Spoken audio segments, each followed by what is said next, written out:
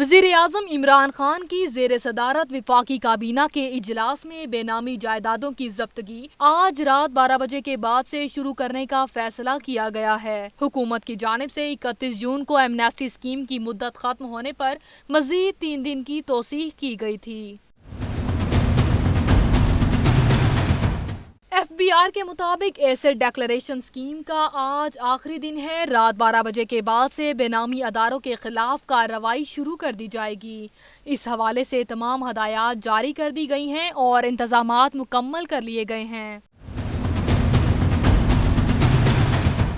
ذرائع F B are کے مطابق ایمنسٹی اسکیم سے فائدہ اٹھانے والوں کی تعداد 93,000 سے تجاوز کر گئی ہے، جبکہ ایف بی آر کو ایمنسٹی سے مجموعی طور پر 45 ارب روپے کا عبوری اضافی ریونیو حاصل ہوا۔ ایمنسٹی اسکیم میں دولت اور اثاثے ظاہر کرنے کے ساتھ ٹیکس جمع کروانا لازمی نہیں ہے۔ اثاثے ظاہر کر کے پورے سال کے دوران ٹیکس جمع کروایا جا سکتا ہے۔